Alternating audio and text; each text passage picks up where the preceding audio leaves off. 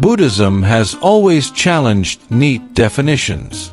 It doesn't conform comfortably to Western categories like religion or philosophy. Instead, it stands somewhere in between, or perhaps beyond both. For some, it's a deeply spiritual path complete with temples, monks, chants, and rituals. For others, it's a method for understanding the mind and reality, more akin to a practical philosophy.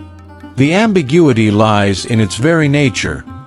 Buddhism is not about believing in something, but about waking up to what already is. There are no commandments handed down from a divine authority. No singular holy book claiming to hold the ultimate truth. Instead, there is the Dharma, a set of teachings offered by the Buddha, not as dogma, but as a guide to personal investigation. This unique position allows Buddhism to flow freely between devotional and intellectual spheres. In academic settings, it's often studied as a philosophy of life. In temples across Asia, it is lived as a religion. But the heart of Buddhism doesn't demand this binary. The question, is it a religion or a philosophy, reflects more about our need to categorize than about the tradition itself.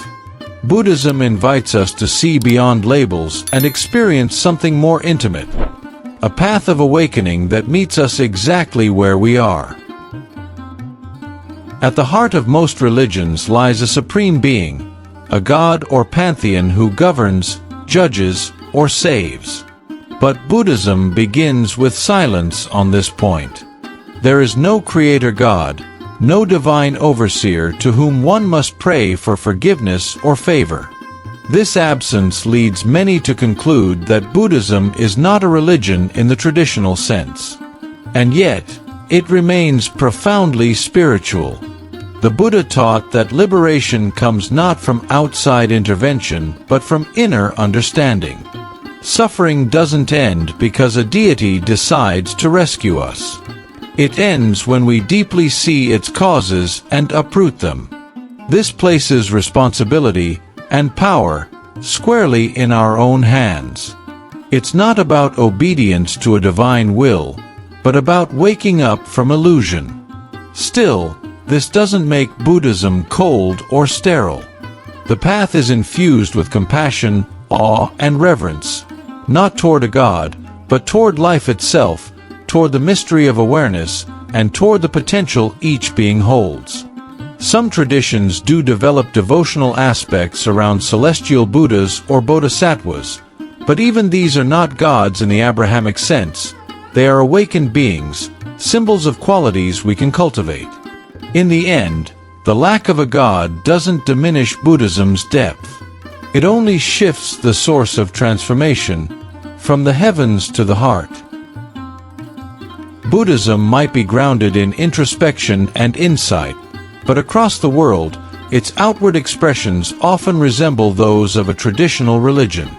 Step into a temple in Thailand, Tibet, or Japan, and you'll encounter incense, statues, chanting, robes, and offerings.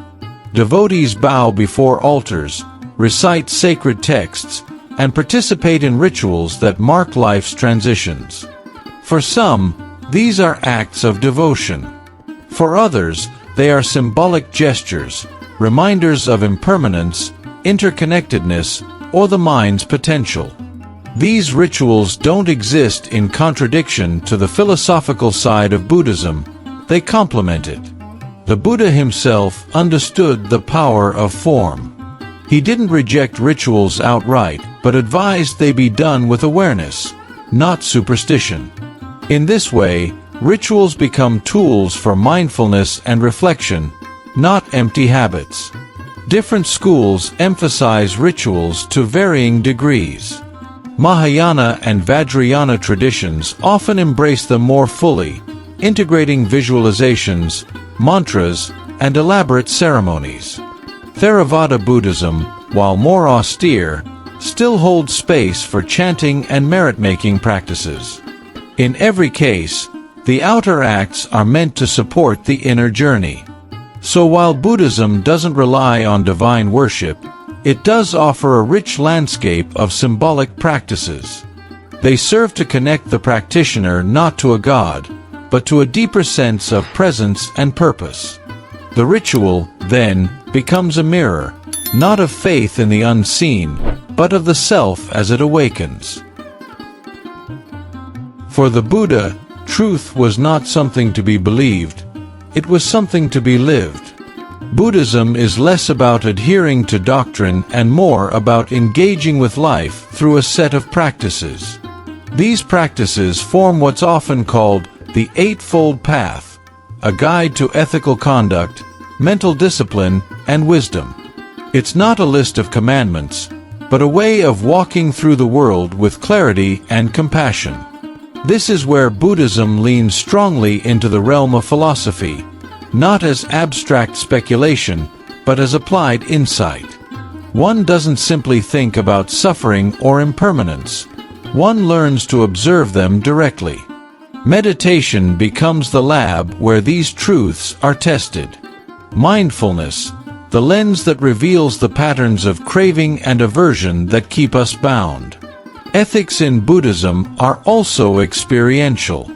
The 5 precepts, refraining from killing, stealing, lying, sexual misconduct, and intoxication, are not framed as divine laws but as guidelines for living a life that supports peace of mind and harmony with others.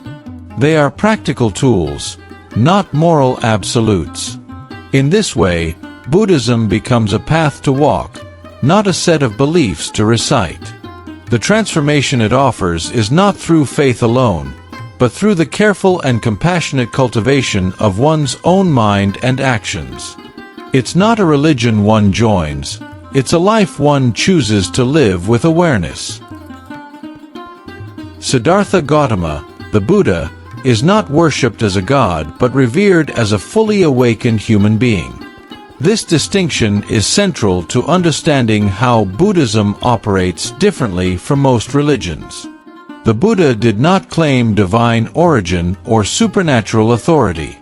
He presented himself simply as one who is awake, a teacher who discovered a path to the end of suffering and offered it to others.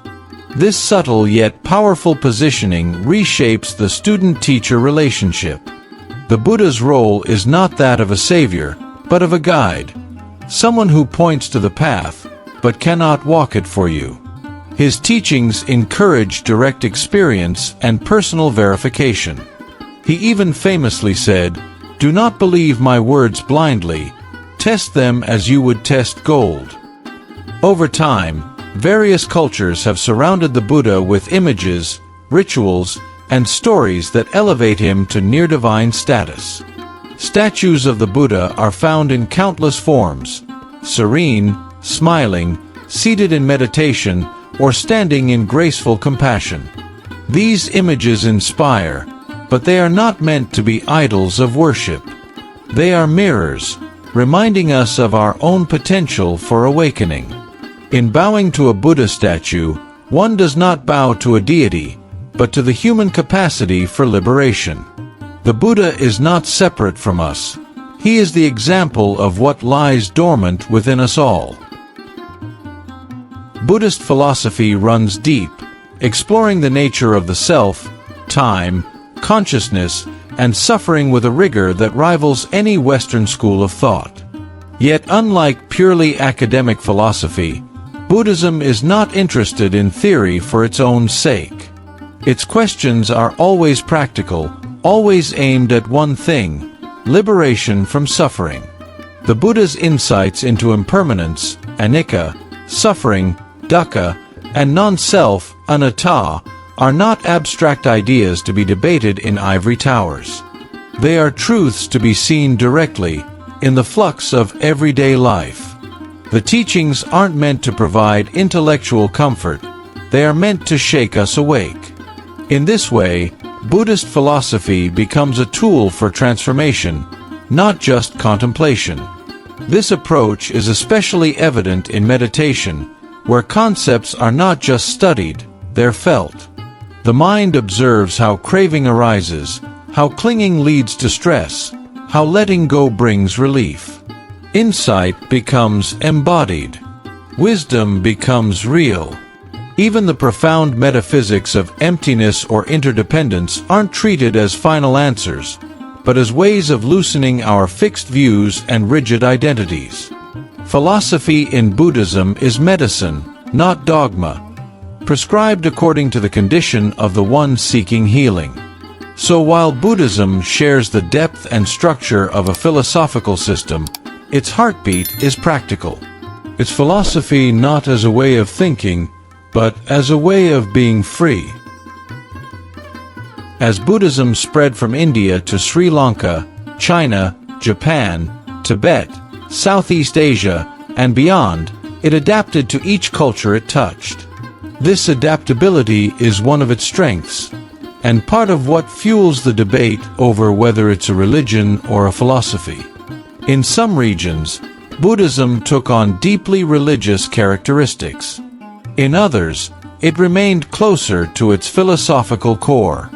In Thailand or Myanmar, one might see monks performing blessings, community merit-making ceremonies, and rituals for the dead, all expressions of a living religious tradition. In contrast, Zen Buddhism in Japan often emphasizes seated meditation, zazen, simplicity, and direct experience. Less ceremonial, more introspective. Tibetan Buddhism, rich with symbolism, mantras, and ritual, leans heavily into mystical forms of practice, blending spiritual and psychological insight. In the West, Buddhism has often been stripped of its religious elements and presented as a secular philosophy or therapeutic system. Mindfulness programs, for example, draw heavily from Buddhist practice but rarely mention the Four Noble Truths or the Eightfold Path. Despite these differences, the essence remains: the path to awakening through insight, ethical living, and inner transformation. Whether cloaked in incense and chant or found in silent meditation halls, the core is unchanged. So is it religion or philosophy? The answer often depends on where you're standing and what part of the elephant you're touching. Buddhism shifts shape, but its center holds. The question, is Buddhism a religion or a philosophy? Often says more about our need to categorize than about Buddhism itself. It reflects a Western mindset that prefers neat boxes. Religion involves gods, rituals, and faith. Philosophy involves reason, debate, and thought. But Buddhism doesn't play by these rules. It's a tradition that offers both the inward rigor of philosophy and the outward expressions of religion, without fully committing to either. Perhaps that's why the question feels incomplete. Buddhism isn't trying to fit into our categories, it's trying to help us transcend them. What matters isn't the label, but the transformation it inspires. Does it awaken clarity? Does it ease suffering? Does it point toward freedom? These are the questions Buddhism asks of itself. For some, Buddhism is deeply religious, full of devotional practices, sacred spaces, and ritual. For others, it's a rational, almost scientific exploration of consciousness and cause and effect. And for many, it is both at once, a way of life that is as philosophical as it is spiritual. Ultimately, asking whether Buddhism is a religion or a philosophy is a bit like asking whether music is art or science. It can be both, and still something more. Buddhism invites us not to define it, but to live it, and in doing so, to experience directly the answer beyond the question. Let go of the labels for a moment. Let go of the question. Whether you see Buddhism as a religion, a philosophy, or a path of personal inquiry, it meets you here, in this moment, breathing, alive. That's where it always begins. Not in temples or texts, not in arguments or definitions, but in awareness. In the stillness beneath the noise. The Buddha didn't ask for belief. He asked for attention. He offered tools, not commandments. And whether you chant before a shrine or sit silently in your room, the path unfolds the same way. Through kindness, through clarity, through the courage to look within.